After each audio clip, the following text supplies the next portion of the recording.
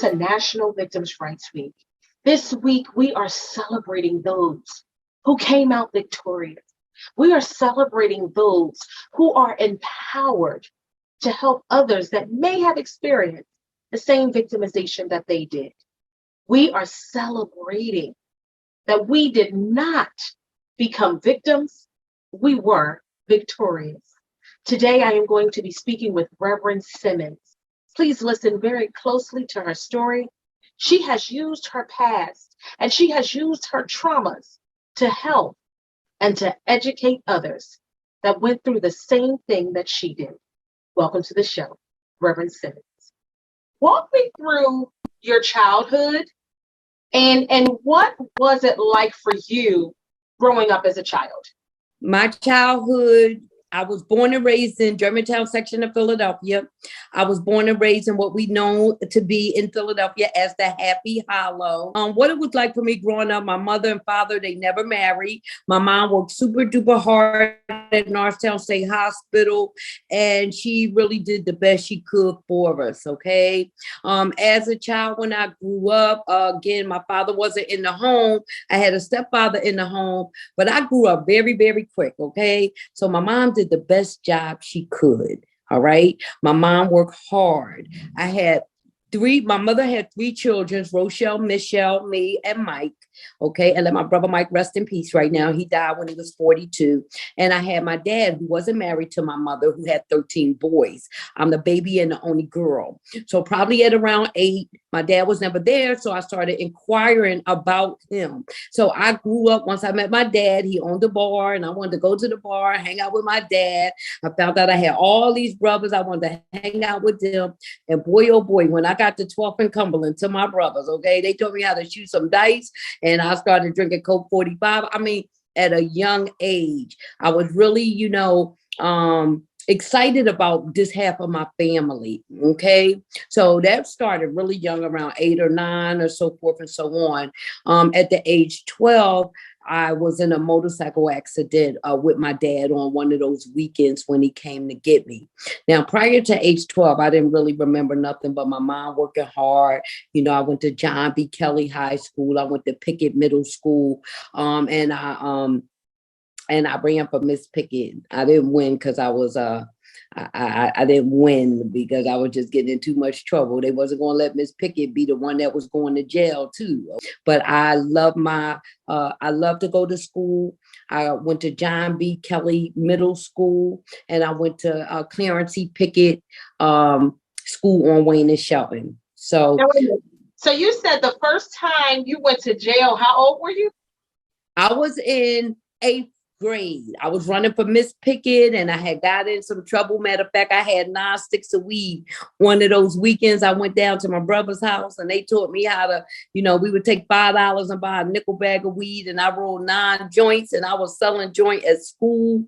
And in 8th grade, I went to school with the joints and me and this girl was fighting over now and later. Okay. And the principal came in the bathroom and took my pocketbook, to look for ID and found those 9 sticks of weed.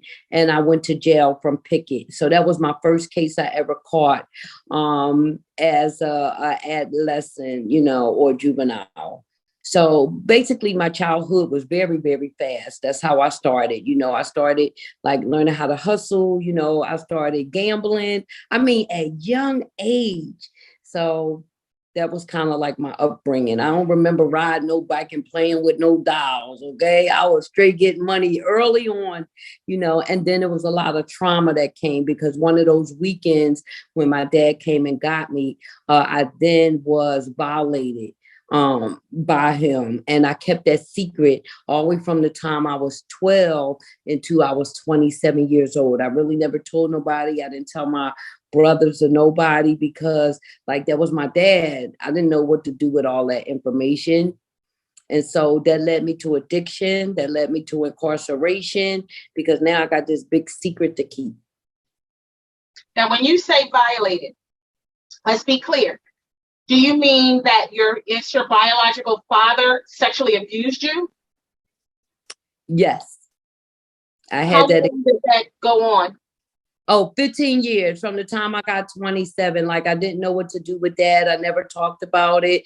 It wasn't never nothing violent, if you would, but it was like a drug exchange, something, like this, it was basically if you want to drive the car or you want to go to the mall or you want some money or you want to wear fly sweatsuits or jewelry, you know what I want. You know what I mean? And so it just took off and kept on going and kept on going and kept on going until like when I got 27 years old, I had been to jail several times by then. I had been to in treatment several times by then. And that was because I was holding that secret. I know now today that secrets keep you sick, you know. And then when I got 27, I had a child by now and I was about to lose my child and I had open cases and I was like, oh God, I got to do something different here. And so it was a magazine that came out, a newspaper actually, and it said, you energetic, you want to make money? And it was a traveling salesperson job. And so I took that job. And I was selling books and magazines from like state to state. Okay. It was supposed to be a 2-week trip. It ended up taking me 6 years to get back because that magazine traveling crew went from here to New Jersey, to Detroit, to DC, and then on to Oakland, California. And that's when I met my baby daddy in Oakland. He was another guy on the crew, thought he was a slickster. Okay. And so me and Trey got together and we made my daughter.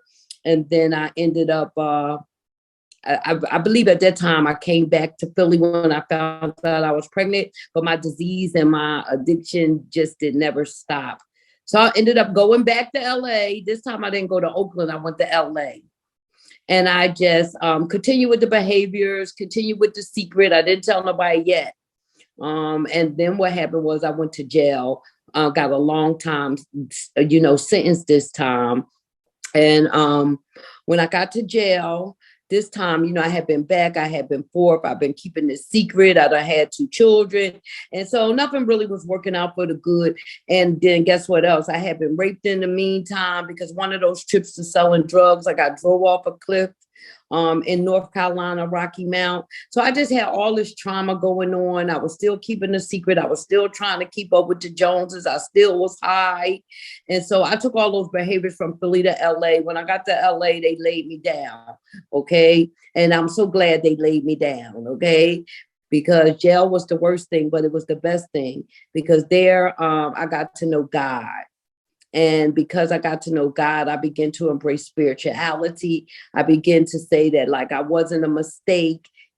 I didn't deserve it. It wasn't my fault. I had told myself all these lies, like you liked it. You liked it doing that. And, and so because of that, I felt guilty. I felt shameful. I wouldn't tell nobody. And so after my jail stay, in jail, I started embracing the spirituality. And then I told the chaplain, I said, you know what, I'm getting ready to get released. I'm from Philadelphia. I keep getting released back to Los Angeles, South Central. And I don't have no support here. I say, all I know is the dope man and my baby daddy on crack, okay? He clean now, praise the Lord. But back then we was a hot mess. And I told her, I said, can you help me? Because California said you cannot go back to Pennsylvania until you give us a year clean, okay? And you give us back this parole. And so I told the chaplain, I said, every time I get out, I call a dope man, I call a drug man, and it's never nothing good. So this time she said, well, I got a program. You could go to a spiritual program. And so she called the lady came to the jail and interviewed me. And I went to that sober living house in South Central Los Angeles. And I stayed there. My clean date is June the 3rd, 1999. So this June the 3rd, I'll be celebrating 23 years clean. Yay. And so I am just so grateful for jail. Like, I know people like, what? I am grateful for jail because it gave me the opportunity to embrace him, God. And number 2, it gave me a reprieve from all that nonsense I was going through, and I was able to get out of jail, go to that sober living house and begin to make amends to myself, to the legal system, to my children, to my family. I'm so grateful for jail. I'm grateful for my experiences, and I'm grateful for my dad. All right, who did Now, let all me of that. talk about your dad a little bit. How was it for you Yeah. when, like, it happened the first time? Did you blame yourself? When it happened the second time, when it happened the third time, because you were going to see him during weekends, correct? And then going back to your mom's, or were you Yeah. staying with him? No, so initially what happened was I was going back and forth the weekends. My mom worked, and on the weekends I would go to my dad's. I would go to the bar. He would take me down north. My brothers lived down there, and I just loved going down there having fun. So I thought, and so it was like living at mom's house, going to visit. Then what happened? I was in a motorcycle accident in 5th grade, and my right kneecap got broke. I was in a motorcycle accident with my dad, and when my kneecap got broke, I was in a hip cast for 6 months. Anyway, my mom and dad made an agreement after the accident that I was going to go live with him. And it was the first day after I was released from that hospital that, the sexual encounter took place. And so I just laid there frozen, and then the next time I just laid there. And then the next time, I don't know if it was the next day or next 2 days, it would happen again. And it just was kind of like normal after a while. And so I didn't really say nothing to nobody. I just let it continue to happen. And that was it. It was like this big elephant in the room.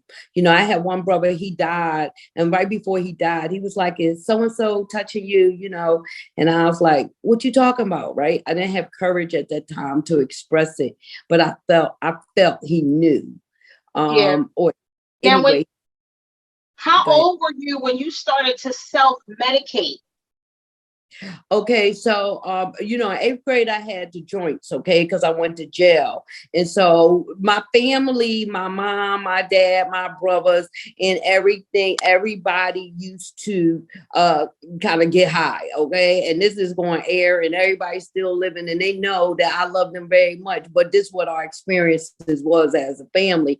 And so my mom smoked cigarettes, pools, and everybody had, you got a cigarette? And everybody smoked weed, and it was these big roaches, and that's what they call joints when they're short, in the ashtray. So at a very young age, I wanted to know what was these cigarettes about. I wanted to know what was these joints about. I know they made me laugh and eat up all the Captain Crunch cereal. And so I had started picking up before I even knew the significance of it. And then it just took off to another level after the abuse, if that makes sense, right? Okay. So, really trying. Before it was recreation, if you would, but then it turned into habit. And it was like I was snorting morning, noon, and night, trying to cover that pain, until God moved me from Pennsylvania in 94 to Los Angeles. And so I just had this back and forth with jail until I got clean in 99. So now you actually sold drugs as an adult. Was your dad a drug user, or was he selling drugs? Tell me about your dad. Okay, well, my dad, I just need to say I love him very much, because I've done a lot of work and I forgave him. I guess he did the best he could. Ain't nothing right about that. But this is a deep level of healing that I've experienced. But as a child growing up, yep, he was a drug dealer. He got plenty money. It was everything was a big secret. Nobody knew where we lived at. He always dressed like a darn bum. He had his jeans rolled up and an old dirty shirt, but he had plenty money, and he was sick a little bit because, listen, he was doing it to his daughter. He's still living now, and I still check on him now. And I decided to not let that trauma and abuse drag me through my life anymore as this dirty little child, but as this powerful woman of God. And I used this experience to birth this program, Why Not Prosper, right? If I hadn't went through that abuse, that trauma, that incarceration, this program would not have just celebrated 20 years. But it was that I took that trauma and just made it be my jumping board. That trauma was my catalyst, right, into who I am and what I do today. So because of all of it, I got closer to God. And then I said, God, what you gonna do with me now? Because I don't know nothing but the streets and drugs and getting high and tricking. And so he said, well, I want you to help women coming from prison, right? And I want you to use all what I allowed you to go through and overcome to be a support to women that are now coming home from jail, that have now also suffered abuse and molestation and things of that nature. And so I used my life in all of those traumas to be hope for somebody else. So that's why I praise and my dad praised, even though it was horrible going through it, but here I am today, a victor. That's excellent. Now, you just spoke about something else before we get into why not prosper and all of the great things that you're doing for women who experience what you did. Okay. Now, you were a prostitute at one time. Speak about that. And then speak about when the molestation stopped with your dad. Did you ever confront him as an adult? So the molestation stopped when I left and got on that airplane to California. That was kind of like the last season. It was still going on. I was a grown woman from the time I was 8 to I was 18, okay? And even beyond, it was that interaction there, because by now I was hoodwinked and I was brainwashed, okay, that it was okay. And I had got normal to receiving the gifts and the things and just all of that craziness. So that stopped when I went to LA, because when I went to LA, then I went to jail. And then when I got out of jail, I was clean. And when I came back to PA, I was saved and I wasn't in no relationship, into any of that anymore. So that's what killed that, that demon, if you would. Okay. When I got to LA and I was in active addiction and I couldn't find the ways and means to get more, I became the ways and the means to get more. And I hated it every single day. I used to have this strip called Sepulveda Boulevard in LA, and I used to walk up and down, and I had to drink a Cisco, which is some darn abominable fluid. It's a liquor. But before I could even hit the whole straw, I would have to drink this hard liquor to even go out there. I hated what my life had become, and I did it. I went to jail probably 18 times for prostitution. I would walk up and down and had the same cop lock me up 3 times a week. He said, if you would just look up, because I was so high, I was looking down on the ground trying to find one more. And then I'd be like, how much you got? And he be put the handcuffs on me, because that's all they need is for you to make them a proposition. And so I kept going to jail, prostitution with priors, prostitution with a prior. So much so they banned me off Sepulveda Boulevard. But that's what it was then. And that's how it turned into. And I hated it, but I did it. God kept me through some stuff with that. It was one guy, he drove me in the wood. He was about to, rape me, knives, pull, all type of stuff, trying to get one more. It was just sickening. But, that was my story with that. And that's what I did because I didn't know nothing else to do. I was doing the best I could with what I had. And selling me. Did you and your dad ever sit down and have a conversation? Did you ever confront your dad? How did it go? Or you just said, I'm just going to forgive you and we move on? Well, you know what? I had little tips and pieces of it here and there. I remember one day I was, I'm a Narcotic Anonymous member. That's how I support my recovery. And so on the 8th step, it talks about make a list of everybody who harmed you or you harmed. And so when I was on that 8th step, I had put it in my mind. I was going to go to my dad and ask him why and all of this. And I called him to the 22nd and Allegheny to a restaurant. Let's talk. And when I got there, I didn't have the courage to say the words why. We talked about my brother this and my brother that and everything. But so that was one time I tried, but I couldn't. All right. And then it was another time with my daughter that was 18 at the time when I was in addiction. He lived in the same house with her. And so I was like, oh my God. And so then my daughter would come home with gifts and things of that nature. And I went ballistic. And that's when I called him. I was like, yo, I did not send you to jail. Okay. I called victim services. I was like, my dad been doing it to me since I was 8 or 12. And they was like, well, where you live at? Where did it happen? So I gave this report and then they gave me an advocate. And then the day I was supposed to go turn them in, I was like, if you ever do it again, if you ever buy or something, then I'm sending you to jail. Cause it was like this limitation of 50 years. I still had time. So that was the other time I had the conversation with him over the phone. Like, don't you dare touch my kid. Don't you dare do that. I gave you a break. And so I didn't give him a chance to respond. He just was quiet. I was telling him, okay. So that was time number 2 where we had to talk about it.